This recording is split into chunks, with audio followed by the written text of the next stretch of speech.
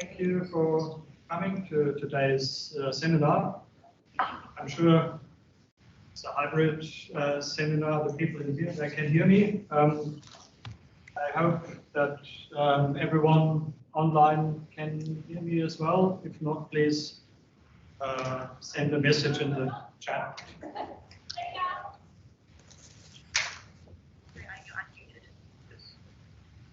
Thumbs up there, Thomas. Still some thumbs up. Very good, very good. Yeah, I would like to begin with acknowledging the Gunnar people, the traditional custodians of the land we are meeting on, and pay my respect to the elders past, present, and emerging. I extend that respect to Aboriginal and Torres Strait Islander peoples here today. My name is Thomas Baumgartel. I'm a professor at Federation University, Gippsland campus, and one of the co-directors of the Future Regions Research Centre. And I will guide the presentation in the question and answer session later on. Today's webinar is presented through the Latrobe Valley Hub. The Latrobe Valley Hub is an initiative of the CRC Time, the Corporate Research Centre, Transformations in Mining Economies. And the organisers of this hub here in the Latrobe Valley are Energy Australia, Federation University, and the Mine Land Rehabilitation Authority. The Mine Land Rehabilitation Authority has to be thanked a lot. Rhonda Hasty and her team. Rhonda is the current acting director of the MLRA. They were taking on the organization of this webinar, the meeting, and also Nicole Griffin, the general manager of the Morwell Innovation Centre. She gives us the opportunity that we can hold this hybrid event here. The title of today's webinar is Integrating Values in Post-Mining Transitions, Experience of Lusatia, Germany. And I'm very happy and glad that we could win Karsten Feucht to present from his long experience working in this area of research and interacting with communities. A few words about Karsten. Karsten is architectural engineer and manager of Transform, a company which realizes perceptual space designs in sustainable regional development based on a patented framework, Perception Workshops. He has several professional experiences in Europe and Latin America on regional development, integrating design and management. To name a few of those, he led the International Exhibition of Construction from 2000 to 2007, the design and management of cultural tourism 2007 to 2012. He was responsible for the project management of development of European regions from 2012 to 2014, and responsible for infrastructure development of industrial heritage sites in the Lausitz Lake District. That is the area he is referring to in his presentation parts. Since 2021, he is manager of the section Industrial Culture at the Berlin Center for Industrial Heritage. The presentation will be about 45 minutes, followed by a Q&A session. And as this webinar is held in a hybrid mode, we will collect questions in the chat, and whatever question is here, and we'll mix that after Karsten's presentation. So for those attending online, please put your questions into the chat. The chat should be open. For your information as well, we are recording this seminar. That is not a problem.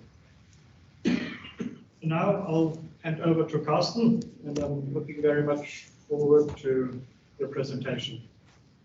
Thank you so much, Thomas, for the introduction. I'm so pleased to be able to travel to Australia through the internet to you, and I'm very, very pleased to be invited Thank you so much to give me the possibility. I'm honored to talk to you about our experiences in Lusatia in Germany. And I hope very much that we get a good conversation, and hopefully my ideas and our experiences will give you some impulses, and we can reach more awareness and mindfulness about the problems and the possibilities and the potentials of post-mining landscapes. I want to first of all tell you something about the region where Thomas said I come from, the challenges we faced, some examples, some concrete projects, that you get an idea what am I talking about. Then I want to tell you about how we reached these results, what is the methodology we used, and this is hopefully some good impulse for some discussion. The beginning of my presentation is historical. As you can see, I talk about the unification of the two parts of Germany about 30 years ago. You all know this event. We have been very happy in this moment, but the years afterwards were quite different. As you can see, the brown coal, the lignite production decreased, the number of mines, and last but not least, the number of employees. So what happened? The following statistic shows you the electricity generation in East Germany up to 1989, which was based 84% on brown coal. This caused a big mining activity in the eastern part. Here you can see the map from Germany, and on the very right-hand side, you see these red points. This is Lusatia, the region I am talking about.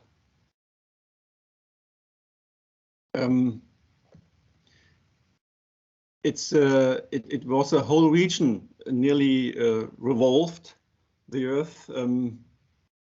It was the whole region damaged also by the brown coal open pit mining, and it was taken away in these years about 8 billion of tons of brown coal during the GDR times up to the unification of Germany.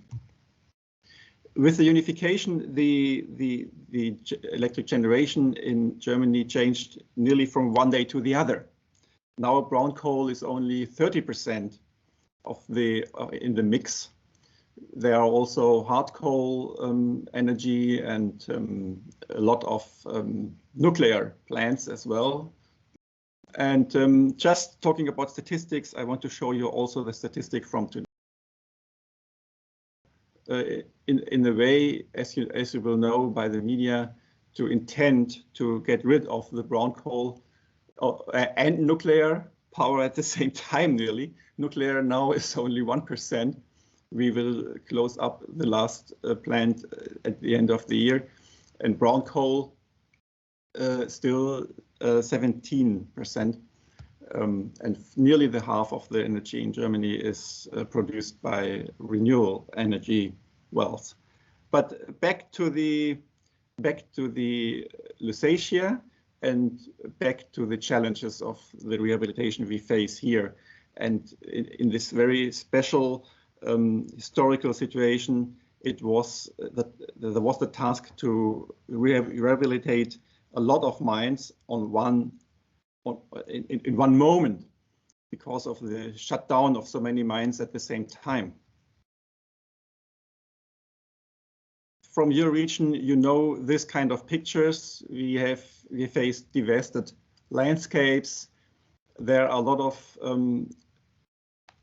fabrics, factories, facilities, and infrastructure which are obsolete after the mining activity. But not only the material, side, also the social side is important. There was a lot of disemployment in the region, and you can see in the faces that this causes also social and psychological problems. The people here are holding their initial certificate in their hands, and you see the disappointment and the disillusion in the faces. Talking about dimensions, let's have a look at Morwell in comparison to Lusatia. So when I put Lusatia on top of your region, you see it's more or less comparable in the dimension. It's even a bit more in Germany, but I think it's helpful to get some idea of the extension of the problem. And in the detail, the technical detail, we face a lot of problems because these holes in the earth are very unstable. So you see here the slopes, and when it is very dangerous that these slopes slid into the water, and it's causing tsunamis. So we have to stable these slopes in the whole region.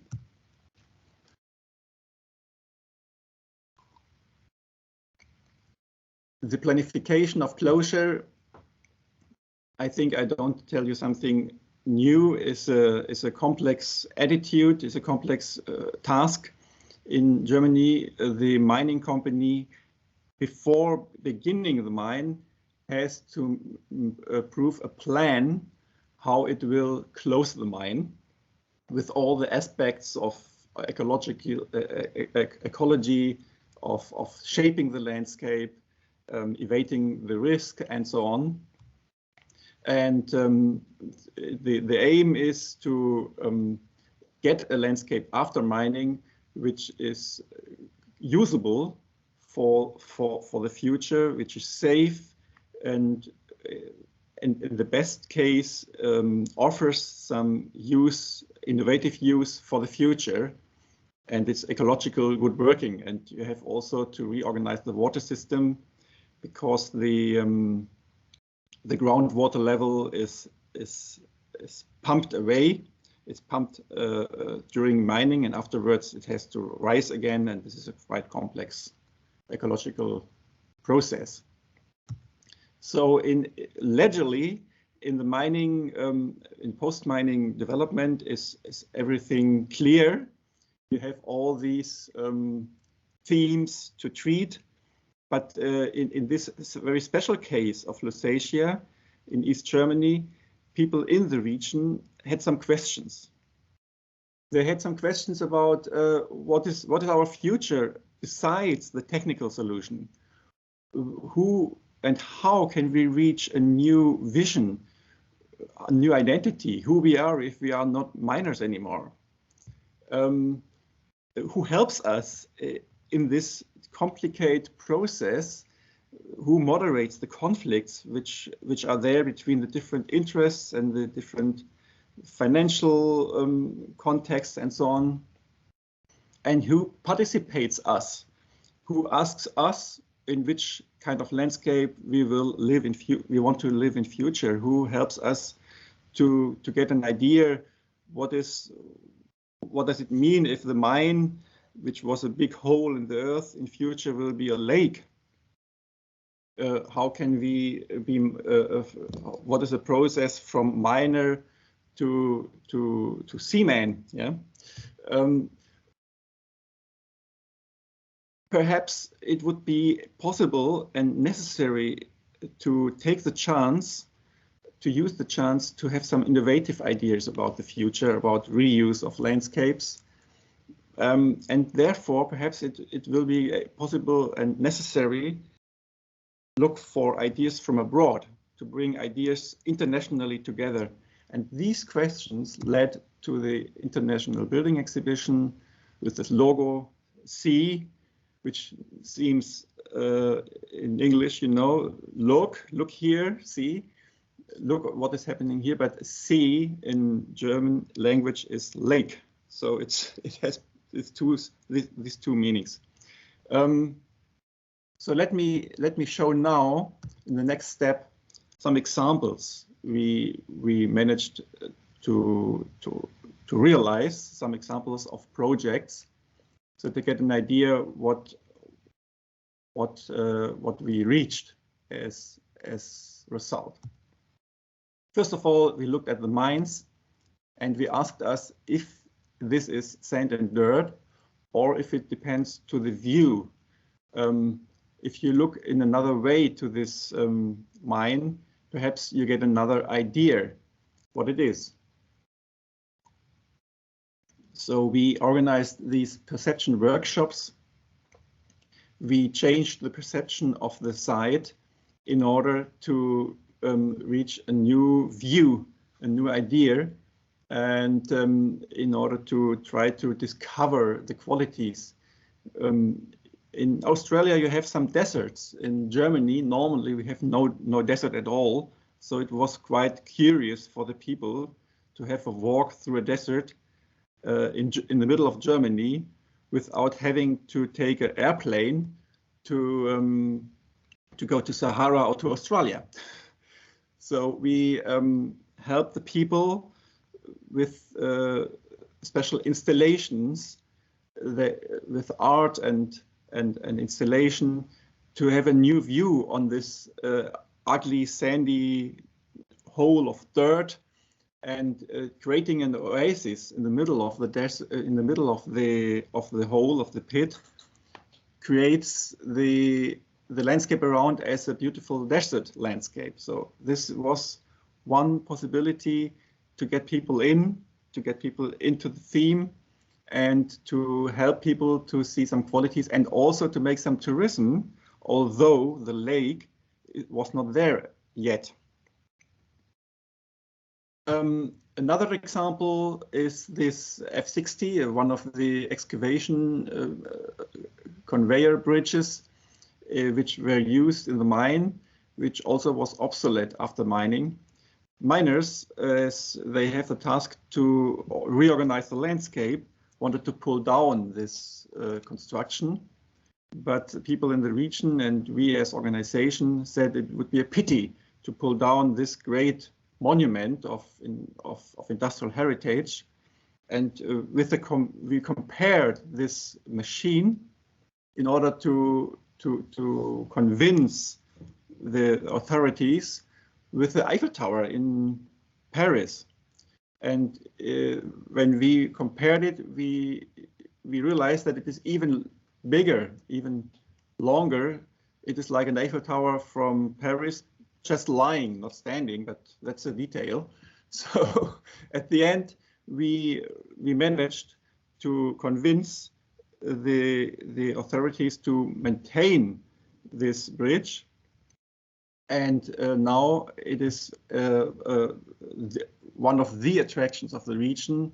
There are a lot of about 60,000 people a year from all continents, also from Australia. We had visitors looking at this construction, and the tour on the machine, of the miner's machine, lasts 1 kilometer walking on the machine, because you walk half a kilometer up and half a kilometer down. It's really impressive experience. And we faced also other constructions which have been obsolete. You remember this picture from the beginning? This was a Coke factory, and when you look at the very end of the whole area, you see these towers, which have been purification towers for the water.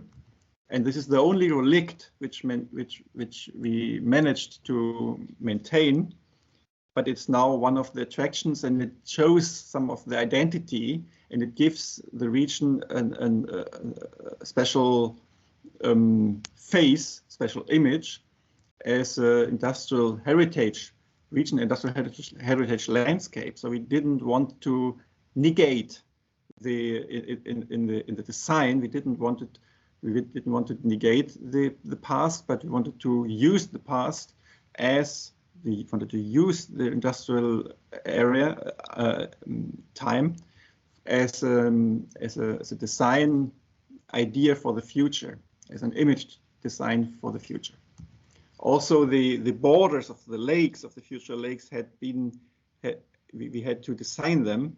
Here we could construct an exhibition center at the very edge of the mine, and the newspapers have been astonished about this strange construction at the border of nothing. So they said this is the most extraordinary edge of civilization in the world, because you have this good and modern exhibition center and conference center at the edge of a big dirty hole.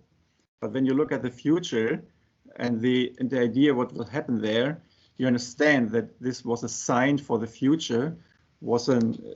This gave the people the idea of and also hope about the lake which will there in 10, 20 years, and to stay in the region and to believe in the future in the region. We also intended to design something new, not only industrial heritage, but also intended to bring some new ideas into the landscape. And from Holland, we learned about swimming and floating architecture.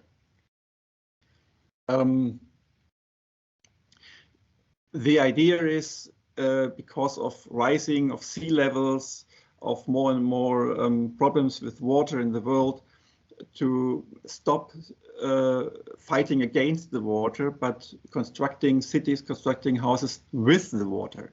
So we managed to found a research center and in the university of the region about floating architecture, and made some pilot projects with this kind of architecture. And it is now we have managed to build some architecture on the lakes with all the details of how to make the ponton, how to win energy out from the water, heating systems, electricity infrastructure. And these experiences are now asked around the world. So these people from Lusatia now travel to Vietnam, for example, to export also this knowledge we reached here. So this is also an idea how to bring with a new idea work and employment into the region when there is no mining anymore.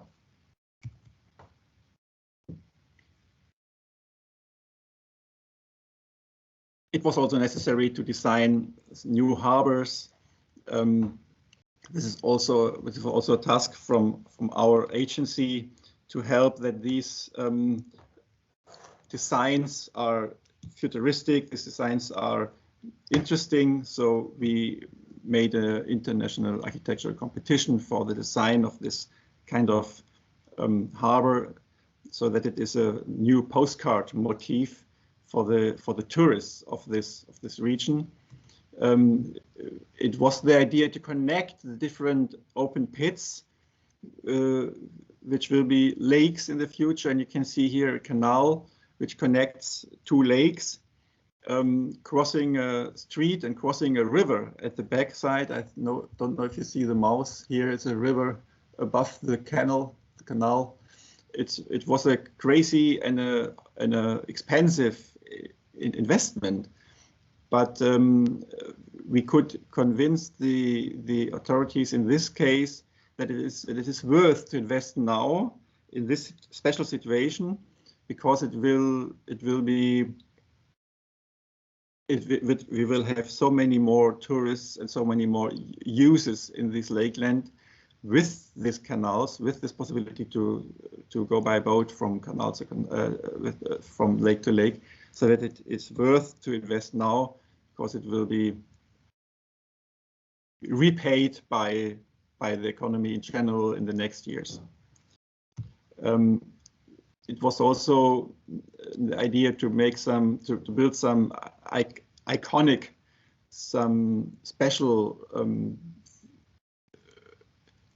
designed viewing towers to have a symbol of the landscape. So this design was photographed a million of times, and we went to conferences in Italy, in China about post-mining landscapes, and every time on the poster of the conference we saw this tower from Germany, from Lusatia, which shows that this is a possible design is also a possibility to get an international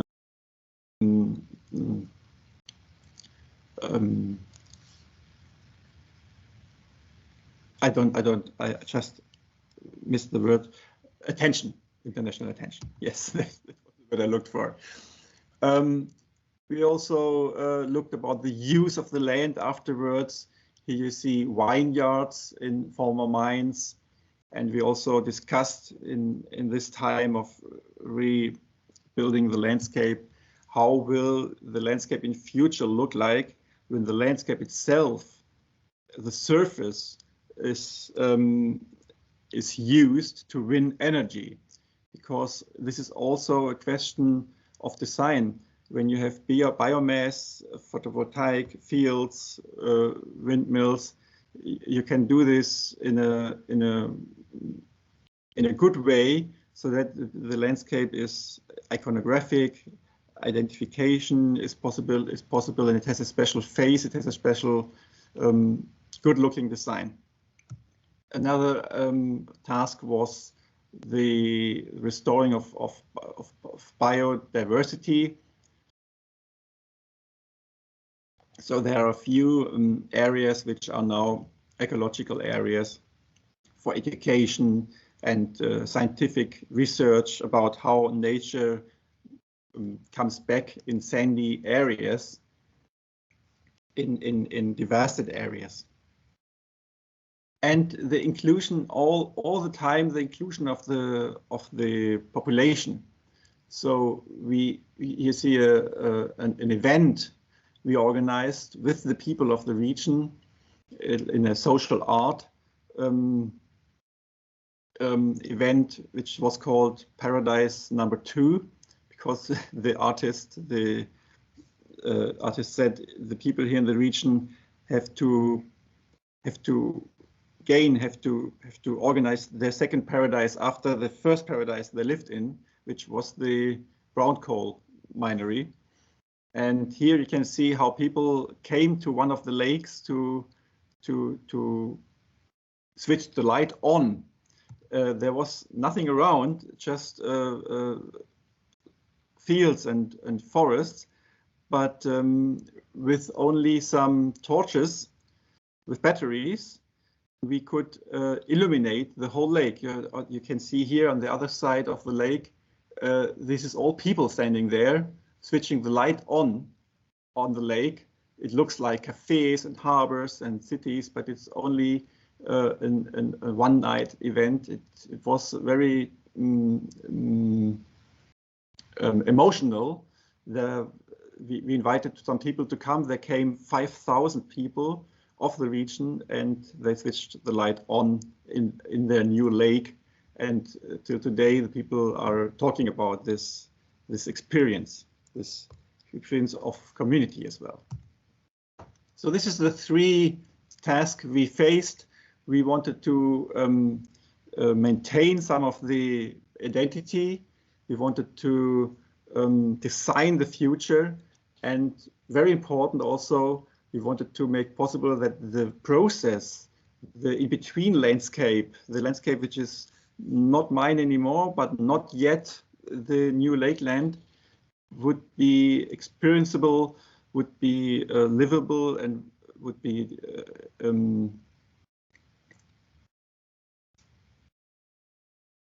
would help the people to on their way in the process to the future. This is the idea. We managed to organize 30 projects in the whole region, which a few of them I showed you now. Not every project, but a few examples, and you can see that it was an effort which was crossing social aspects, housing aspects, landscape shaping, landscape designing, but also giving new uses, giving new ideas to the people and to the region, to create a landscape which has some sense, some economical sense as well in the future. Now I want to talk about the principles, who we are and how we worked. You see here the strategic approach was not to solve all the problems, because this is nearly impossible. We just made 30 projects in an area of 100 to 50 kilometers. It's not very much, but it's examples. It was examples which then formed some thematic islands, some thematic groups of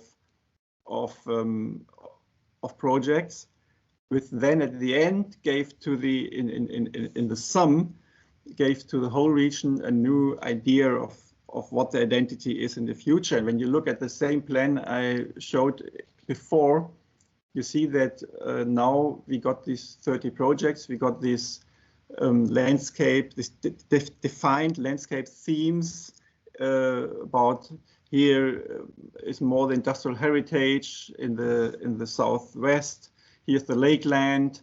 Here's the active mine and art, and so on. So you have different themes, and so a new order in the region. We have been financed in this special case by the state, because the state was also the authority which organized the recultivation of this mining area. But this is an exception, because normally the mining company itself has to save some money during active mining to be able to make the recultivation afterwards. But in this case, we faced a very special situation, because the mining companies in GDR, in the state, in the East German state, have been in the socialistic state, have been states mines owned by the people. So it was necessary in this case that the German government was responsible at the end. The unified German government was responsible at the end for the recultivation of this special mines. We had some groups around our institution, like professional council, a regional council, study groups, and our task was to use this network of participation in order to make initiation, moderation, mediation, looking for founding of projects, manage these projects, help to found institutions who carry projects along, because the Ebar itself did not make the project by ourselves. So we had no money to invest or to build something. We have been just moderators. We just gave ideas. We bring people together on a round table, and so helped to initiate projects which then have been realized by authorities, by new companies, by the communities, and so on. We have been about 15 people, 10 years long, to make this work, this extra work upon the normal technical recultivation of the region. And we have not been only artists and architects and landscape planners, but also people who knew about financial affairs, who knew about financing, in order to manage to create projects which work by themselves, economically by themselves. And I think this is now the question which is in the room. The financiation of this attitude. I think at the end, perhaps this is one of the most important slides, because you see here on one hand all the costs the German state invested to recultivate this this region in East Germany. but and you see it's tremendous cost, like it's 10 billion euros is like a sum which is too big to enter into into mind. But what I want to focus on is the relation between the costs of recultivation to this extra value we could bring into the region by Ebar, by our agency. The agency costed 15 million euros in 10 years. So this is when you look at the relation, this is 0.64% of the whole cost of the recultivation. Let it be 1%. So what I want to focus on is that this kind of agency we could install here in this process. You must see it in relation to the total cost. And when I go to Peru or to Vietnam, I talk to the people and I say, when you have a project which costs 1 million euros, so take 10,000 and invest them into the moderation, into a competition, into a workshop with the citizens, and gather and reach by this a more a process which has more participation and perhaps more ideas about another use in the future, which is not, and you reach this with only 1% of the costs, because you invest 10,000 of the 1 million in a moderator and in a citizens workshop and so on. So at the end, I want to talk about the methodology, about some basic attitudes we had to reach these results I talked about. First of all, we understand the regional development as a task to work with people, not only with sand and material and landscape, but with people. So for us, regional development is a social matter, first of all. So when you look at the region here symbolized by or when you look at the city or at the houses or at the pits here symbolized by this house, our suggestion was to turn around the focus to the people, because in their minds, there you see all the problems and all the future, because at the end, people have to live there in the new landscape and have to habitate it and have to love it and to take care about their land and to have some work in their land. So we made these events with the people here. For example, a picture from a theater we made with the people in the open pit where they have been devastated.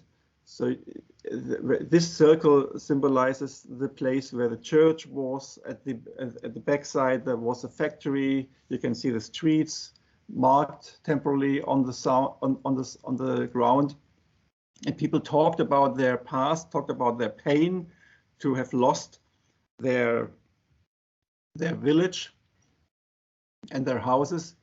And I was very impressed by the elder people who said, after the work with them, after the theater we made there, where they talked about their past, the people said to us, now I have no pain anymore, and now I'm looking forward to the lake. And this showed me that we can, as designers, as regional developers, we can design a new landscape. But if the heart of the people are closed and sad, this new lake will not be accepted happily. We have to treat these pains to open the minds and open the hearts for the future. And this is a very difficult task, because we have two attitudes, we have two directions. We have to face, on one hand, we make a totally new thing. We make a lake where before there was no lake at all. So we make a new landscape. We make some innovation, some new future. We implement new ideas like swimming architecture and things like that. And at the same hand, we have to participate the people, and this may be dilemma, this may be difficult. So because it's two different attitudes, and on one hand you have to appreciate, on the other hand you have to be strong and have to walk forward. And for this difficult process, we learned that the Ebar was very helpful as a moderator, who made these perception workshops, who made formats, special formats, who made appreciative inquiry with the people, who was present, who was talking to the people and taking them into the process, into the future. One of the very helpful instruments was this perception workshop, which helped always in different situations to bring a new perception into a known or problematic or old place. We have this suitcase with different instruments to change perception, and we have always learned that in these kind of workshops we reach very better results. We have more ideas and more innovation at the end, and at the same hand it is accepted innovation because people have been part of the process. And what happened at the end in this project? What did we do? Let us have a look at this lying Eiffel Tower in Lusatia. Here was the same. Here we did the same thing with the perception workshop. We managed to interpret it in a new way. We managed to change the paradigm. But then we had to adjust the norms. We needed a concept for the new use. We had to help to found an operator organization. We organized new employment. We trained tourist guides. We made some art and culture. And this is like a iceberg. All these things I just mentioned, all these acts have been done by Ebar, by us, because it was necessary to make this management to reach this reuse of the monument of industrial heritage. But as you see, that most of the activities have been immaterial, below the water level, let's say. What you can see, what is materially, is also the industrial heritage, this big excavation machine. And what we had to do in material was only to reinforce the balustrades so that tourists can walk there. That was the only thing in material we had to do, but there was a lot of work which was invisible. This leads me to the next point. As what I want to explain to you, what I think is very interesting as well, to understand the perception as a tool of design, of a tool of reorganizing of landscapes. Normally, we work with our hands and change the landscape, and people have a new perception of a new shape. There was a pit, now it is a lake, so they talk about it, and at the end we have a new conversation about the region, and the reality of the region changed. What I want to focus on is an activity-oriented handling of landscape. We change not at the first, not at first the landscape, but we focus the perception and change the perception of the landscape. What happens? People see a new landscape, see the same landscape than before in another way, have a new conversation about it, and it is also possible by this way to change the reality. This is two idealistic paradigms, but I think it's interesting to be aware of the big influence to the reality of the region which has the factor of perception. This leads to the elements of planning. The instruments of planning we could use as an agency, which was like an extra in the region for 10 years, was the informal planning.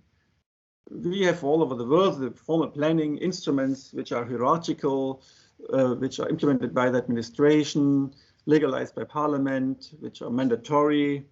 But there are also other instruments of planning which are process orientated. What I'm talking about is moderation, bring ideas by good pictures, make contests, make exhibitions, organize conferences. This kind of planning is based on innovation and quality, and causes communication, forums, participation, and with a good moderation also change by this way the direction in which the region. The next point is create a certain time of strangeness as a principle. I don't know if the translation fits. What I want to focus on is that we created a certain, with this format, a certain extra time, like we said, this is now an exhibition, an international focus on the region.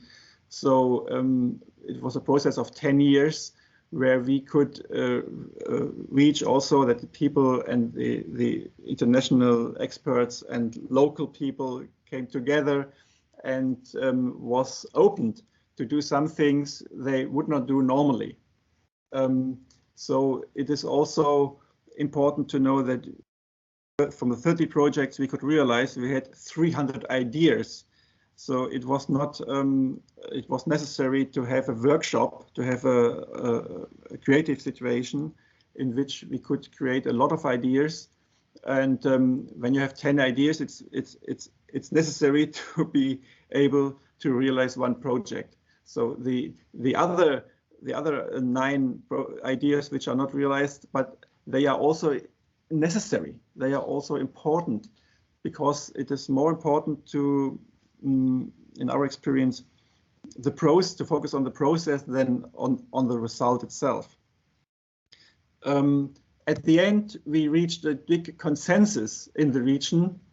All the big factories, the big institutions, the universities, the institutions, the legal administration institutions work together with international experts, and we defined 10 principles, which was based on our experience about the treatment of post-mining landscapes, and these are published as well in English. I want to show them to you as a summary at the end of my presentation. The first principle we defined was that it is important to set an example, to give some example like the 30 pilot projects which help the people to understand what post-mining landscape can be. Using the resources which are there, like the F60, it was there. We didn't have to construct anything, only reinforce the balustrade. That's all we had to do. Foster the identity of the region, because the industrial heritage helps to bring something from the past into the future. Of course, we have to broaden the planning horizon. You know that mining regions face planning horizons of about 30, 40, 50, 60 years. But in this, it is necessary to shape the process, to give it some rhythm, to say, okay, this next step, this 10 years we make an international building exhibition, then we make don't know what. So it is very important to give it a rhythm, to allow creativity and innovation, I think this was clear. Generate some pictures so that the people had some idea, have some ideas where the journey goes to. Ensuring transparency so that the people know and all involved institutions what is happening.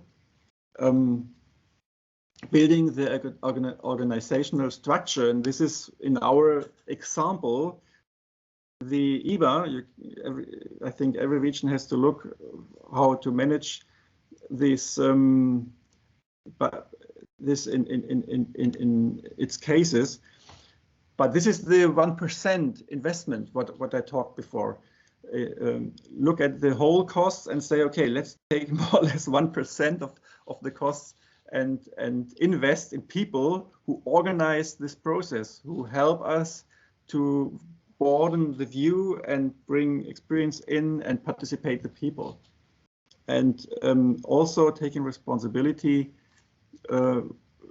This is a message to the mining companies that they should take the responsibility to have a look at this process and take responsibility for a good mining closure to get a new future for the people in the region after mining. So with this picture, I'm at the end of my presentation. I'm very pleased to be able to continue with this experience, with this exchange by this conversation we have here through internet. As you see, we have a lot of connections in the last years already to all over the world, and I would please to stabilize this kind of exchange. I'm very pleased also to learn from your experiences, and yeah, thank you very much for the possibility to present our experiences, and I'm very curious about your feedback, about your questions, and about our conversation. Thank you so much.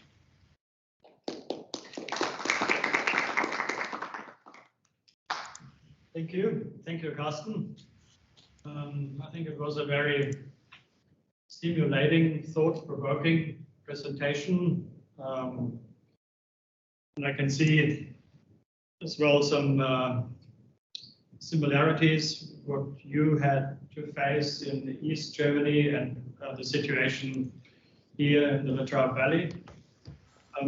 There are probably a few things where we need to digest maybe first, to look behind of what you have presented. But nevertheless, I'm inviting for questions through the chat, please, or through the face-to-face people. I don't know how we call ourselves these days. from the audience being here. What I found interesting is this dilemma between finding a physical solution and merging that with an emotional requirement. Although we somehow know that, but it's a very long pathway. It seems to capture that in a way that is to satisfaction. Angus? Oh, Karsten, Angus Robinson from the Australian Geoscience Council. Absolutely delighted to hear your presentation today, because it has provided detail to what we think could be possible in Australia based on your experience. And through our National Geotourism Strategy, we're looking at, as one strategy, the creation of national mining parks, which are well developed in other parts of the world, China, and we had recognised what's happened in Europe. But I just wondered, from your own experience, whether you had looked at the concept of a park being a unifying instrument, and whether you saw that translating into the UNESCO concept of relating a sense of place to the heritage and the way the human beings are developed in an environment through the use of economic activities such as mining, which can be transformed into a different purpose. I wondered if you could comment on those comments, please. Yeah, thank you. Agnes, very pleased to your question. So when you talk about the mining, post-mining or mining park, I understood you well. I thought at first I remembered the Eden project in Cornwall, in England. I think you know it.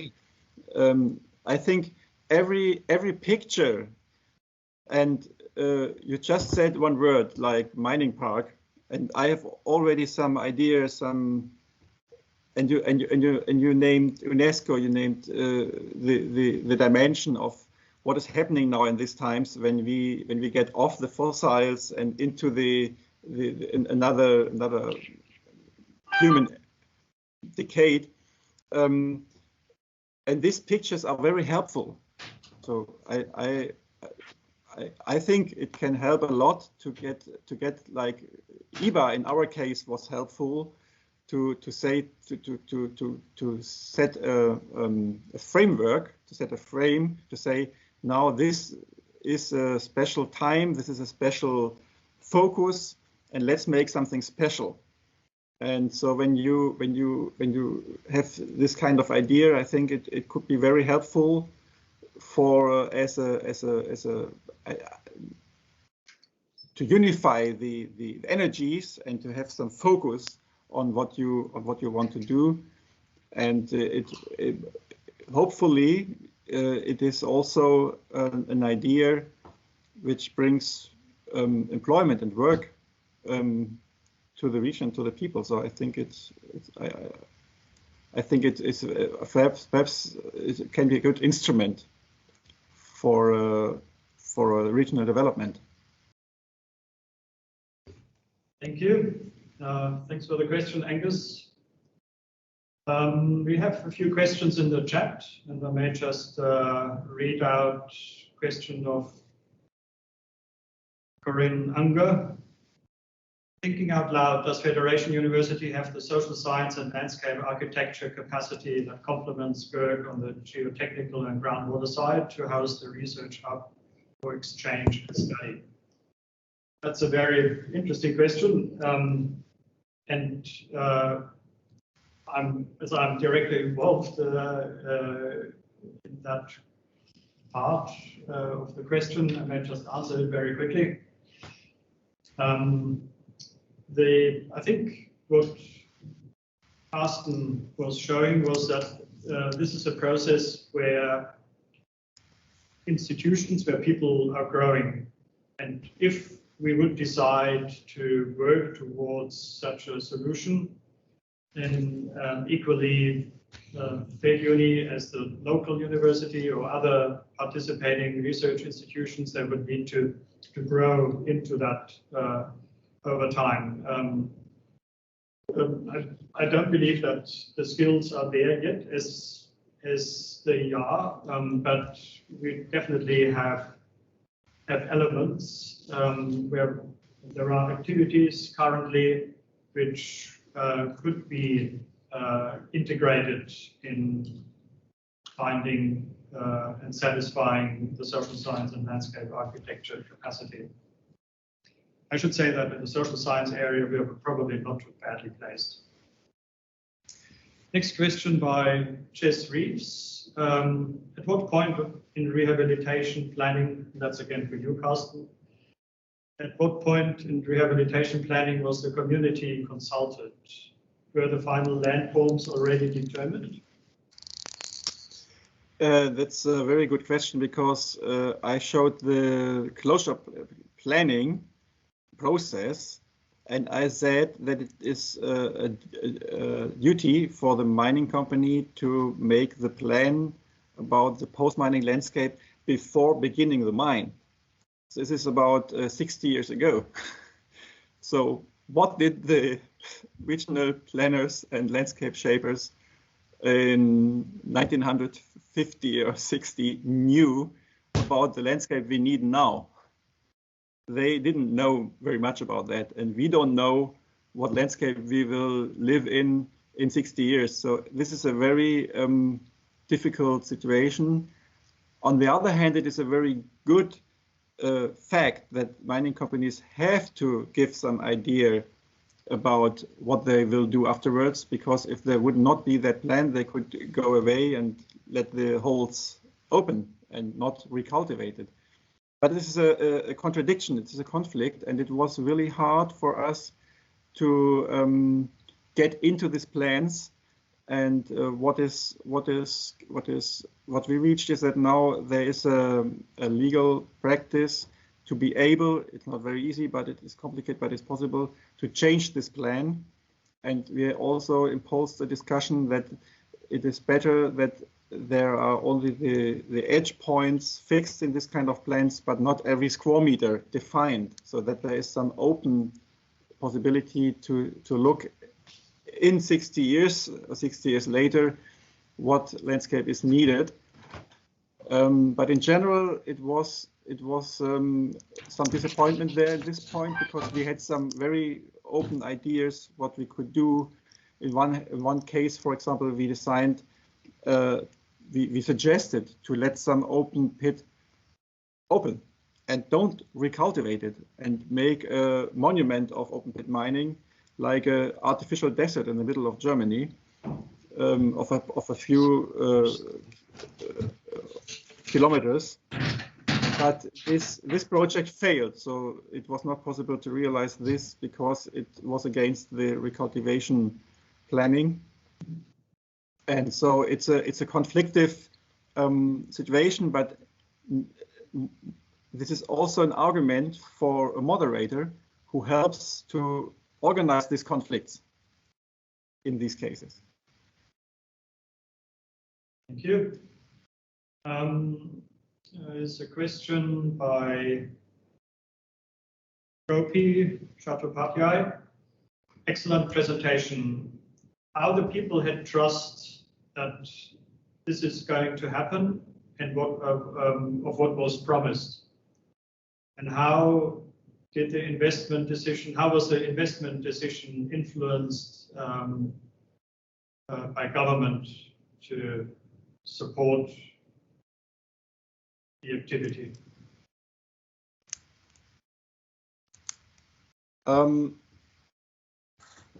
I understand the question as it is facing the problem of trust. What is in English? Confidence. When you trust each other, it's confidence, isn't it? Yeah. So it's a very important point to do not disappoint the people, and we always let clear that we are not. This Ebar was not the institution who had the power to decide to make decisions. We didn't have the money to invest. We didn't have the legal power to permit some solution or not. We have been a moderator with the only power of speaking and drawing and moderating. This is, on one hand, sounds very powerless, sounds very weak. On the other hand, it makes you powerful because people trust you.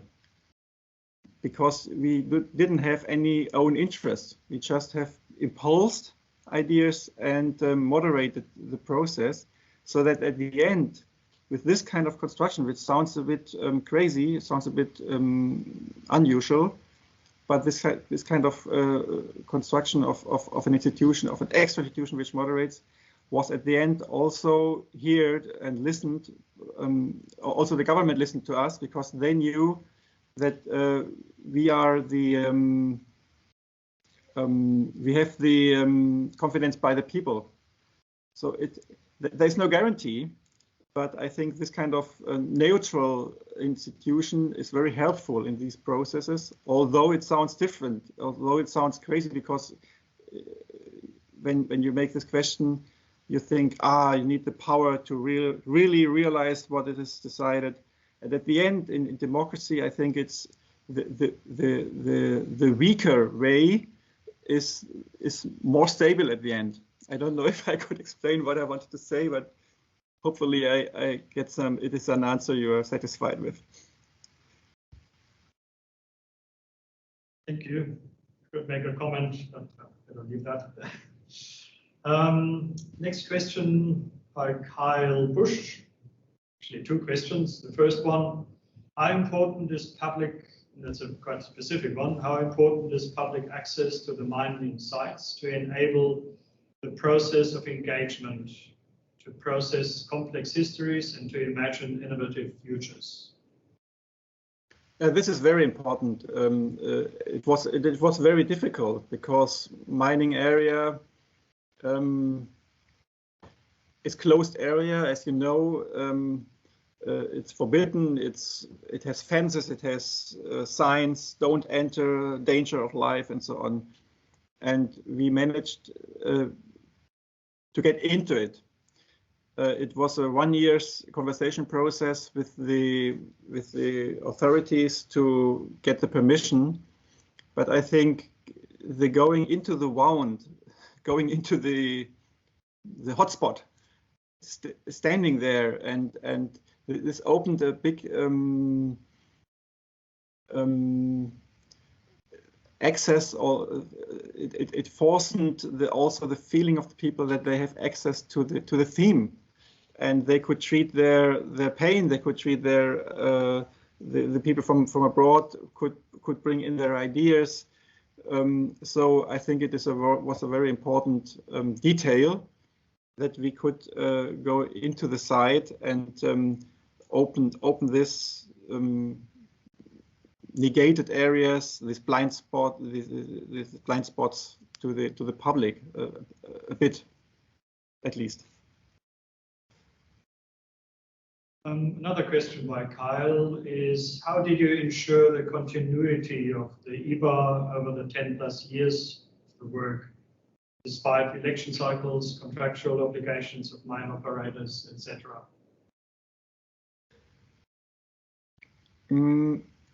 As you understood, the Ebar was a process of 10 years, and I understand the question, what happens afterwards? No, how was the continuity of the work of Ebar ensured?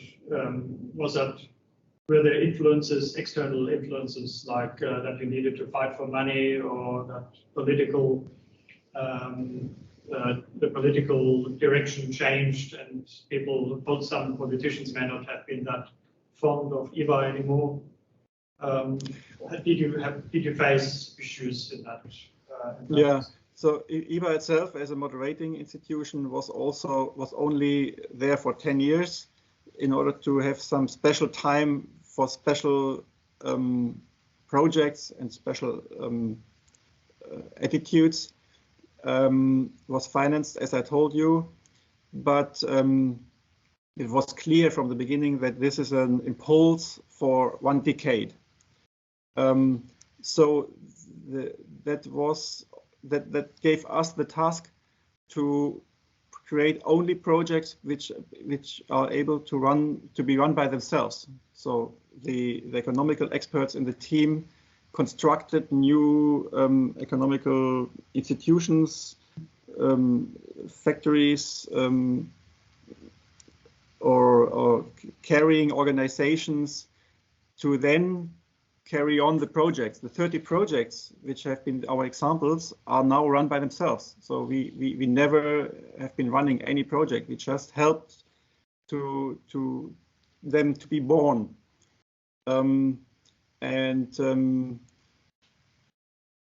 This project lives now, and I think the experience of the mayors with Ebar, of the regional government with Ebar, changed the region, and they now have to continue by themselves. But the experience also leads us to the next structural change, which is beginning just now, because Germany decided to get off the brown coal in the next 15 years. and we are now in correlation. We are now just making it in Berlin organizing a new government because of the last election, and it may be in the next 9 years that we get out of the coal. We will know that in 2 weeks. And in the region has learned when there is a structural change, that it is very important to implement participation structures. So now we have not an Ebar, we have another system. We have workshops, it is called, to different themes. And there's also involved the public, the institutions, the civil society of the region. And I think the participational attitude is quite good implemented now in the minds of politicians and of regional authorities. Thank you. And to close off the Kyle Bush's questions, he has a third question. How much time and effort was spent on debating and developing technical solutions compared to the time spent on the processes of engagement, ideation, and imagining possible futures for the public? This is a very detailed question. I can't say in hours. So I think the technical solutions, this is a problem also in these processes, is often not subject of discussions, but it is object of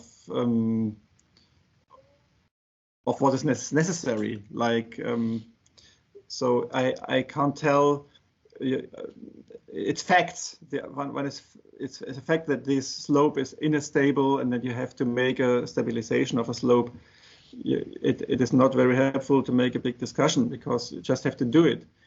But of course, it is helpful to get to confront the mining expert, the engineer, with some ideas from an artist, so that he gets that he has to think diagonal and in other directions, and this was perhaps helpful in these processes as well. I think everybody at the end in this process learned something. The artist learned something about technical needs, and the mining expert learned something about that he could stable the slope this way or that way.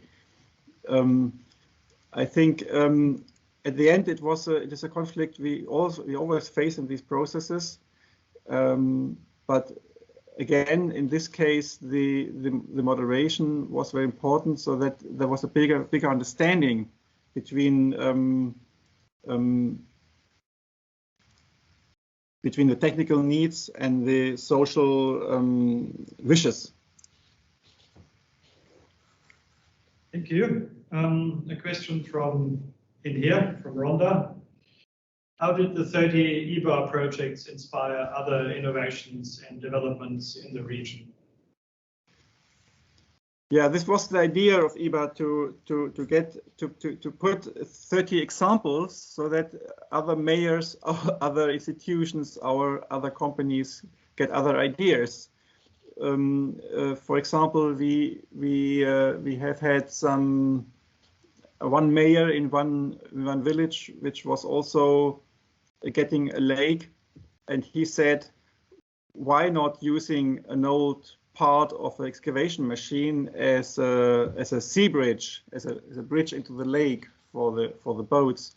And it was realized then, and we didn't have to do anything. He was just copying, or he got inspired by the reuse of industrial heritage. And I think perhaps I can tell another story to bring this as an example. When we began, many of the people in the region were very skeptical, and it was a big skepticism. And at the end of the 10 years, the same people said, "Oh my God, you're now stopping. What will we do without you? Please prolong your stay. Please prolong the project. We need Ebar." So this shows a bit the change and the change not in the minds of the people to be opened to this creative kind of attitude in regional development. Thank you. Another question. We're coming, I think, to the end of the Q&A session soon. Question by John Missen. There's clearly a regional vision which has broad stakeholder support. Who promotes and maintains this vision? Is it more important for governments, or is it more important for the community to set the expectations for the rehabilitation outcomes? I think there was some break after our 10 years. We could work there. What we reached is we managed to create a small community which is continuing with these ideas. The networks are continuing, and the vision. It is not only the vision we put in, but also the openness or the understanding that the vision is necessary. And now, in the next step, we face in the next 10 or 15 years, getting off brown coal, the consciousness about the importance to create a vision together is there in the region, and I think this is more important than the vision itself, because the collaboration between government and the people in the region is established in this consensus that now the government also, with the next step we're now facing, is aware about the fact that it is important to involve the people to create a new, because now we need a new vision again, because and so I think this is the more important than the consciousness about needs of visions is more important than the vision itself. And of course there was a small break. There was the motor, Ebar wasn't there anymore. But if we did a good work, I think the people, the mayors, the responsible people in the region, the civil society is aware, and this is the biggest result at the end, the most sustainable result. Thank you. There are a few more questions in the forum, but I'm not sure. I think we're probably starting to run out of time and getting a bit tired. I'm sure that you can answer those questions. You can send the answers to us, to me, and I pass them on to those who have raised that question. There are a few interesting ones, but yeah, I think we may bring it to a close, that seminar. Thank you again, Karsten, for this very interesting presentation, for your interesting work. It is not a very common, usual approach, I think, for problem solving. It's something one needs to grow in. You have quite a bit of experience in that, and probably along that path, not everything was success. I thank you again that you were available early in the morning in Germany. It's already past work time in Australia. Thanks everyone for attending the seminar, and yeah, thanks again, Karsten, for the presentation. Thank you. It was a pleasure to be with you, and thank you so much.